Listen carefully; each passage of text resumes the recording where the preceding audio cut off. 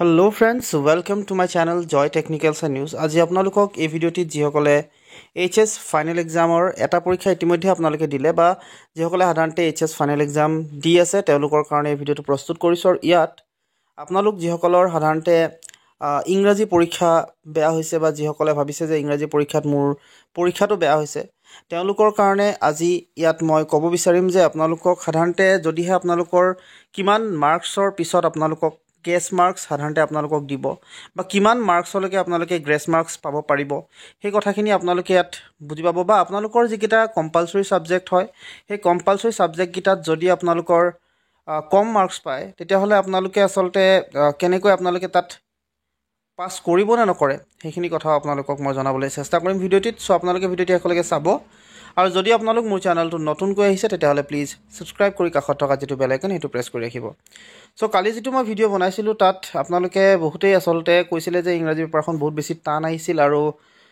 তাত বহুতৰে এনেকুৱা ধৰণৰ কমেন্ট কৰিছিলে যে মোৰ বহুত বেছি মাৰ্কছ নাপাও মই কমকৈ মাৰ্কছ পাম তেতিয়াহ'লে আপোনালোকে সুধিছিল তাত আপোনালোকৰ গ্ৰেছ পাব না নাপায় তেওঁ গ্ৰেছ মাৰ্কছ পাব না নাপায় সো আপোনালোকক জনাও যে যেহেতু আপোনালোকৰ যি পৰীক্ষা সেই পৰীক্ষাবিলাক 100 মাৰ্কছৰ হয় আৰু সেই 100 মাৰ্কছৰ ভিতৰত আপোনালোকৰ যেটো পাস মাৰ্কছ হয় সেই পাস মাৰ্কছটো 30 থাকে সো এতিয়া 30 সাধাৰণতে আপোনালোকে পাব লাগে পাস কৰিবৰ কাৰণে আৰু আপোনালোকক আৰু এটা কথা লগতে জনাই থওঁ যেটো আপোনালোকৰ 6টা সাবজেক্ট যদি লয় তাৰে আপোনালোকৰ দুটা কম্পালসৰি থাকে যেনেকৈ আপোনালোকৰ ইংলিশ হৈ গল বা অসমীয়া হৈ গল এই দুটা আপোনালোকৰ কম্পালসৰি থাকে আৰু বাকি সাধাৰণতে যিকিটা 4টা হয় তাৰ আপোনালোকৰ দুটা কম্পালসৰি পিছত বাকি থকা 4টাৰ এটা আপোনালোকৰ ফৰ্থ সাবজেক্ট হৈ যায় অৰ্থাৎ যেটোত কম মাৰ্কছ আপোনালোকে আটাইতকৈ বেছি পাব কিন্তু এটা কথা মন কৰিবলগীয়া যে আপোনালোকৰ যিবিলাক কম্পালসৰি সাবজেক্ট সেই কম্পালসৰি সাবজেক্ট বিলাকত আপোনালোকে তাত ফেল যদি কৰে হেতু আসলতে যেটো কম্পালসৰি সাবজেক্ট তাত আপোনালোকে কোনো পধ্যে ফৰ্থ সাবজেক্ট কম্পালসৰি সাবজেক্ট নহয় অৰ্থাৎ কম্পালসৰি সাবজেক্ট বিলাক আপোনালোকৰ মেইন সাবজেক্ট হয় গতিকে তাত ফৰ্থ সাবজেক্ট হোৱাৰ কোনো কথা নাথাকে সো এতিয়া যেহেতু ইংৰাজী পৰীক্ষা ইতিমধ্যে হৈ গৈছে আৰু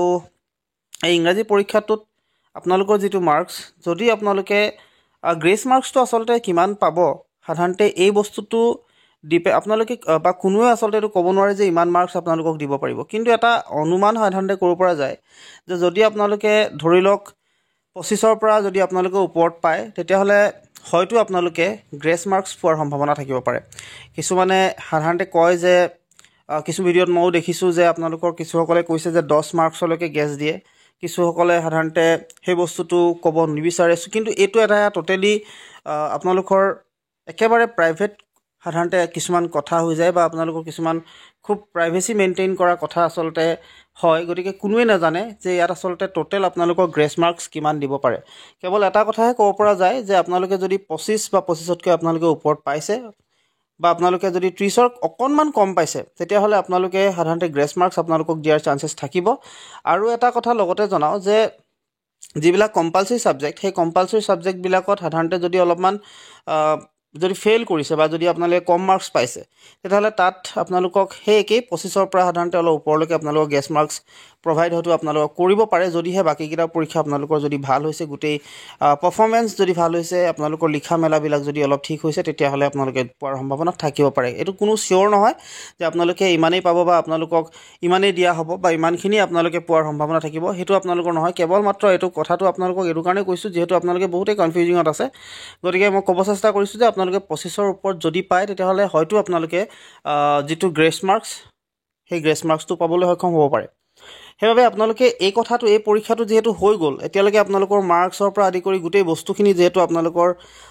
পিছৰ অৱস্থাত আপোনালোকে গম পাব গতিকে আপোনালোকে ইয়াত চিন্তা কৰাতকৈ আপোনালোকৰ পিছৰ যিখিনি পৰীক্ষা আছে সেই পিছৰ পৰীক্ষাখিনি আপোনালোকে ভালদৰে দিয়ক আৰু তাৰ কাৰণে আপোনালোকে প্ৰিপেয়াৰ হওক তাৰ কাৰণে আপোনালোকে পঢ়ক আৰু ভালদৰে পঢ়ি মেলি পৰীক্ষাটো দিয়ক এটোটো যেহেতু এটা পৰীক্ষা আপোনালোকে ইতিমধ্যে দিছে আৰু এটো আপোনালোকৰ কি হ'ব কি নহব যেহেতু আপোনালোকে এটা লিখি আহিছে গতিকে তাৰ পিছৰ যিখিনি পৰ্যায় আছে পিছৰ পৰ্যায়ত আপোনালোকে গম পাব গতিকে আপোনালোকে পিছৰ যিখিনি পৰীক্ষা আপোনালোকৰ আহিব লগা আছে সেই পৰীক্ষাকিটা যদি আপোনালোকে গুৰুত্ব প্ৰদান কৰে নিশ্চয় আপোনালোকৰ ভাল হ'ব আৰু পিছৰ যিখিনি পৰীক্ষা সেই পৰীক্ষাখিনিও ভাল হৈ আপোনালোকৰ গুচি যাব আৰু এনেকৈ হয়তো আপোনালোকৰ যি পৰীক্ষাৰ গুটেই সিৰিজটো আপোনালোকৰ ভালদৰে শেষ হ'ব সো এইখিনি কথা মই আপোনালোকক ক'বৰ কাৰণে এই ভিডিওটো মই প্ৰস্তুত কৰিছিলো আৰু ইয়াত আপোনালোকক গ্ৰেছৰ কথা মই আগবঢ়ালো সো আপোনালোকে এইখিনি বুজি পাইছে সাগে সো আশা কৰিছো ভিডিওটো আপোনালোকে ভাল পালে যদি ভাল পালে তেনহলে প্লিজ লাইক শেয়াৰ আৰু সাবস্ক্ৰাইব কৰিব লগতে কাষত থকা যেটো বেল আইকন হেতু প্ৰেছ কৰি ৰাখিব আজিলৈ ইমানেই আপোনালোকক জনালো ধন্যবাদ